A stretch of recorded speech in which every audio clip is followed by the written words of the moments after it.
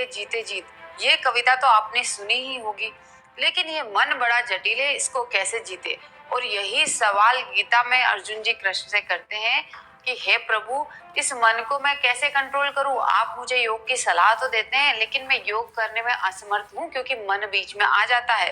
तो श्री कृष्ण कहते हैं गीता के 6वें अध्याय में, तस्या निग्रहम मन्ये वायोरिव सुदस्क्रम। इसका अर्थ है कि हे अर्जुन, तुम सच कह रहे हो, ये मन ऐसी चीज है जिसको कंट्रोल करना वायु को कंट्रोल करने के समान है, हवा को कंट्रोल करने के समान है, जिसे मुट्ठी में बंद नहीं किया जा सकता। और वही आज चीज मैं आपको समझाऊंगी कि ये मन ऐसी चीज है जिसे बलपूर्वक आप कभी भी अपने वश में नहीं ला सकते।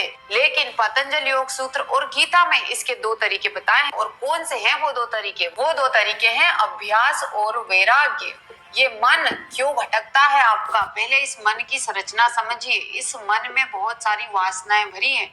वासनाएं क्या चीज है? आपके जन्मों जन्मों के संस्कार, आपके अंदर जो इंप्रेशंस पड़े हुए, जो आपके व्यवहार को, आपकी सोच को दिशा देते हैं। और इन्हीं वासनाओं के कारण आपके मन में वृत्तियां उत्पन्न होती है। और यही पतंजलि योग सूत्र में कहा है कि अभ्यास वैराग्यम तन्निरोध। अभ्यास और वैराग्य के माध्यम से आप इन वृत्तियों को नियंत्रित कर सकते हो। लेकिन इनकी क्लैरिटी होना बहुत ज्यादा जरूरी है कि अभ्यास वास्तव में क्या है, कैसे किया जाए, और वैराग्य वास्तव में क्या है और कैसे किया जाए। इसी अभ्यास के बारे में गीता में श्री कृष्ण कहते हैं, यतो यतो निश्चरति मनः चंचलम स्थिरम। यानी कि ये चंचल और अस्थिर मन जहां जहां भटकता है, तथा स्थितो नियम मन्ये तदात्मन्यम वशम नयेत। यानी कि जब जब जहां जहां भी ये मन भटकता है, उसको वापस अपनी आत्मा की ओर ले आओ।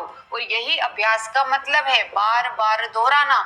जहां जहां मन आपका भटकता है, वापस उसको बार बार तुरंत उसी आत्मा के स्थान पर ले आओ। लेकिन कैसे इसको लाओगे? इसके लिए आपको देखना पड़ेगा। क्रोध आया, आकर्षण आया, इच्छा आई, उसको फॉलो नहीं करना है। उसको देखा और फिर तुरंत अपनी आत्मा की ओर लौट गए। आकर्षण आया, उसको देखा और तुरंत अपनी आत्मा की ओर लौट गए। इच्छा आई, देखी और तुरंत अपनी आत्मा की ओर लौट गए। और यही अभ्यास के बारे में पतंजलि योग सूत्र में महर्षि पतंजलि कहते हैं कि सतु दीर्घकाल निरंतर सत्कार सेवितो दृढ़ भूमि। यानी कि ये एक ऐसी चीज है, अभ्यास को आपको दीर्घ काल तक करना है। आज अगर आपने 100% भी पूरा कर लिया तो इसका रिजल्ट नहीं आएगा। जब तक इसको दीर्घ काल तक नहीं कर लेंगे, तब तक वैराग्य आपके अंदर उत्पन्न होगा ही नहीं। और सिर्फ दीर्घ काल तक नहीं, इसको भी अपने करने के तरीके हैं। आपको इसको सत्कार से करना होगा। सत्कार का मतलब क्या है? यहाँ पर सिंसियरिटी से करना होगा, धैर्य पूर्वक करना होगा, तभी इसके रिजल्ट आपको मिलेंगे। दूसरा उपाय जो इन्होंने